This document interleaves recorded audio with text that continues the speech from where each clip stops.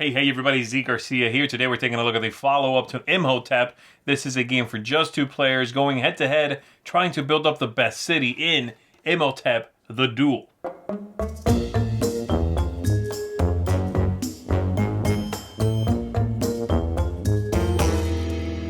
This one is similar to the original game in some ways, but ultimately it's a pretty different affair. You are going to be collecting tiles in order to build up different parts of your city, and you're going to be doing so with a pretty clever sort of selection mechanism that I'll be showing you in 1 second.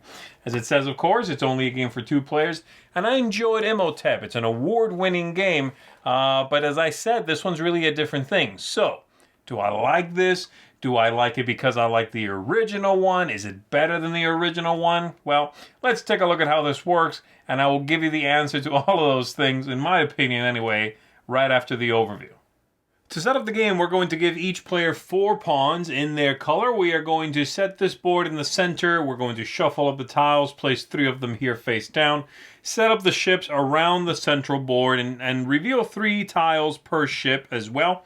And then everyone gets these 4 small boards to keep track of their score. These are double-sided, with each side scoring differently, but we're going with the A sides now. I'll tell you about the other sides a little bit later. So let's go over how we score, what we are collecting these tiles to do, and then I'll talk about the actual collecting of the tiles, the central mechanism in the game. So the different tiles you will find. You've got the obelisk tiles here. They are going to go here in the obelisk, and you're going to get 1 point for each of those at the end of the game. If you have more than your opponent, you get a bonus 6 points. The pyramid tiles for these 2 pyramids that will form here, they come in 2 types, and you are going to, as you take them, build up a pyramid with 3 tiles across the bottom, then 2 above that, then 1 at the peak of the pyramid, and you are going to score those based on this chart here. So say this one I end up with 3 stones in it, I'm going to get 6 points for that. And if in this one I end up with 5 stones in it, I'm going to get 15 points for that. This one over here is the tomb. The tomb, you are going to be taking these tiles that have numbers, you'll add them to the corresponding spot in the tomb, and at the end of the game you're going to score groups, runs of these, depending on how many of them are adjacent. So for example, if I have the 11 and the 12 together, but there is no 10 there, that would be a group of 2. That's going to get me 4 victory points. And you would score every group, including individual ones. Those will be 1 point.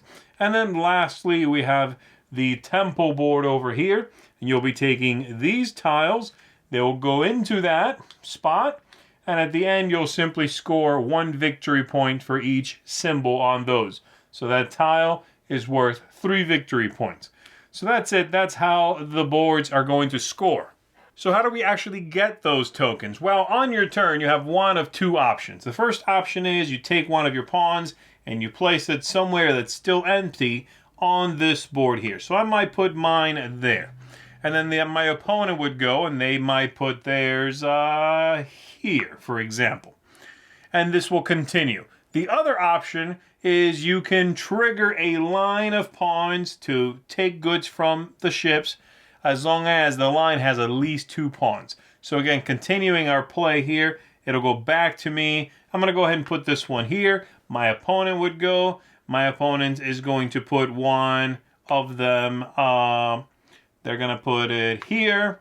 And then it comes back to me and I say, you know, I'm going to trigger this line right here. There are at least 2 pawns. They don't have to be my color. In fact, it's possible I'm not there at all.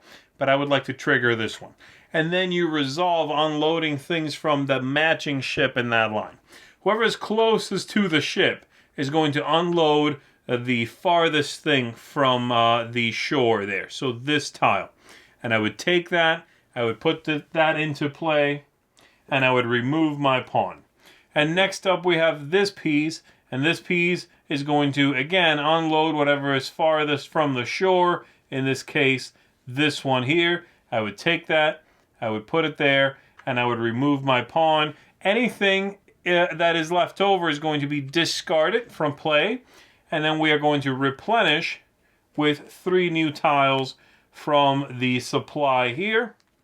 And then it is my opponent's turn, who might now do something like that, and then it comes back to me, and I might play there, and then it goes to them, and they might say, well, now I want to unload this ship. And they will, with this one, take this token, they'll put it in front of themselves, they'll have a setup just like this one. They remove that, then this one is going to get this pyramid tile, they'll put that into the pyramid and remove that, and I get this tile here, and I remove my piece. I'll just set this tile down here somewhere, and that tile is the third thing you can do on your turn. You can choose to trigger one of these special action blue tiles. And this one, for example, says swap 2 tokens and then unload a ship.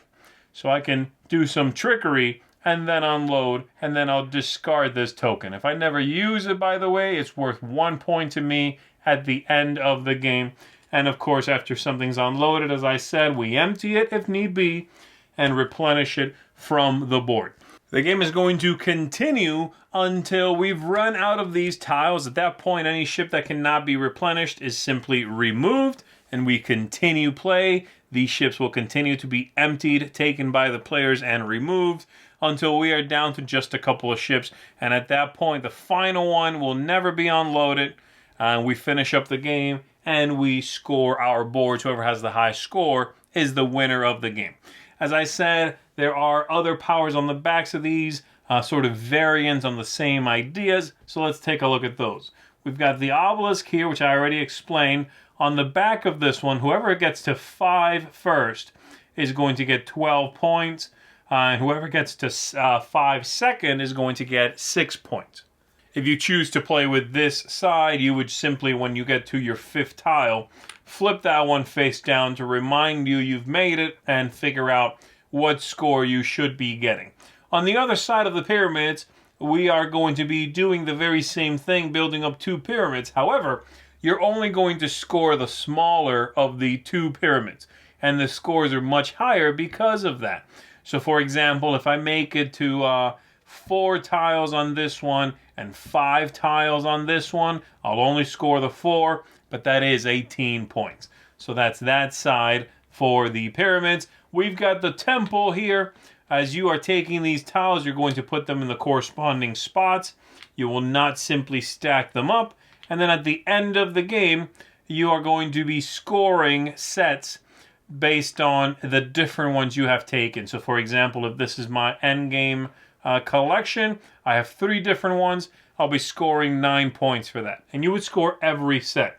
So if on top of this I had another 2 and another 3, that's a set of 2 more tiles by itself. That's another 4 points for a total of 13. So that's that board.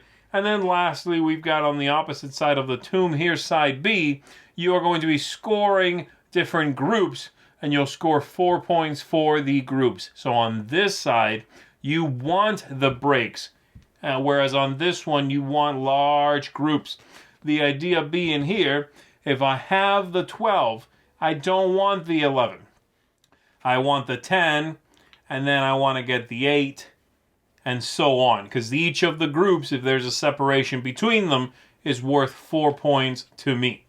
And that's all there is to it. So that is Imhotep, the Duel. Hopefully that's an overview that gives you an idea of how the game works. Let's go back up top. Let me tell you what I think of it. All right, so there it is. Let's go ahead and talk about this. The first thing I will say is, yes, I like the original game. I've grown a little bit colder on it. And one thing that kind of bothered me about it was the idea of it being so easy to be mean to people.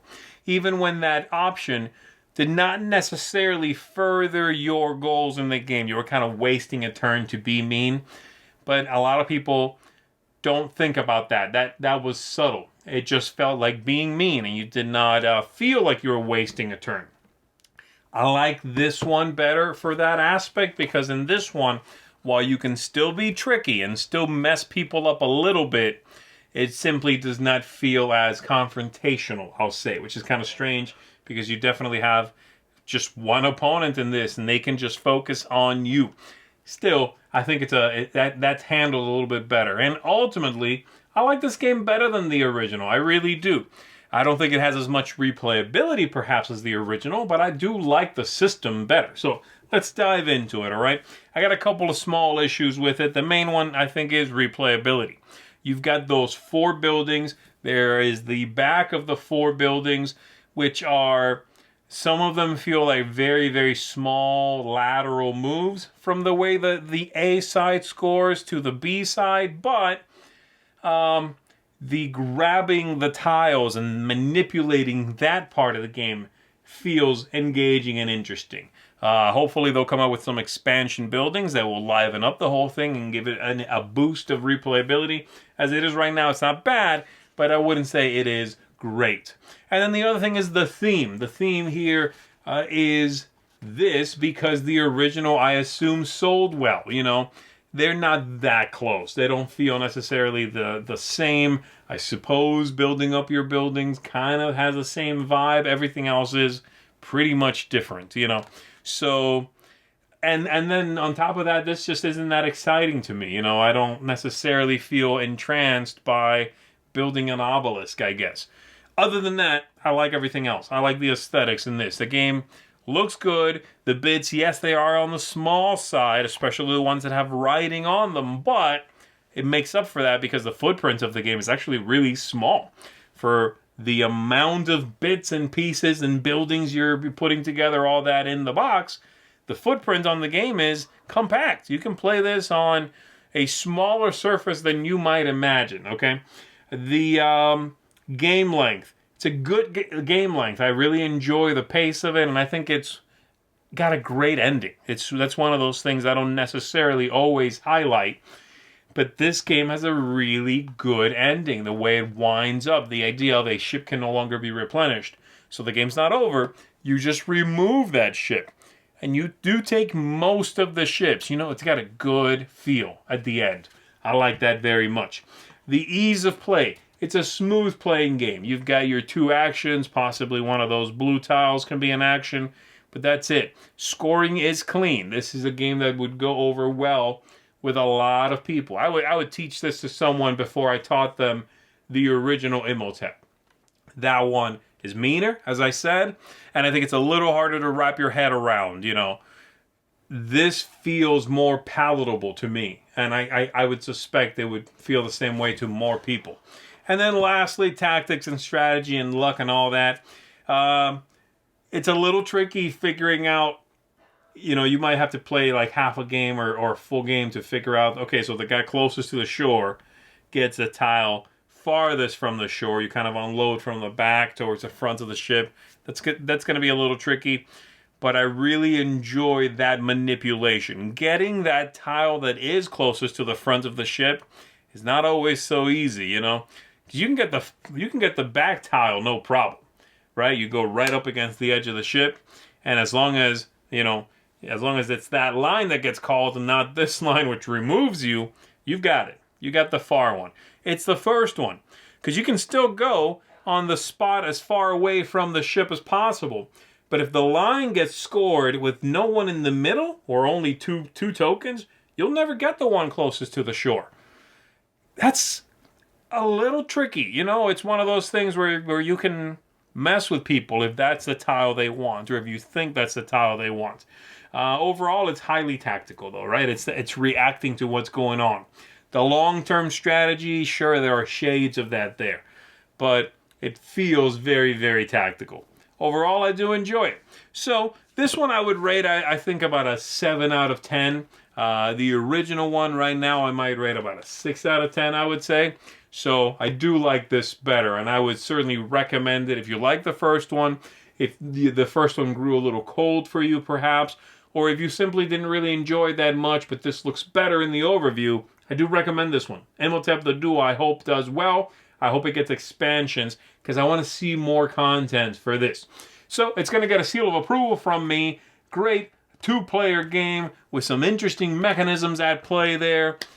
Seal of approval once again for Imhotep the Duel. I'm Z Garcia. Thanks for checking this out, everybody. I'll see you on the next one.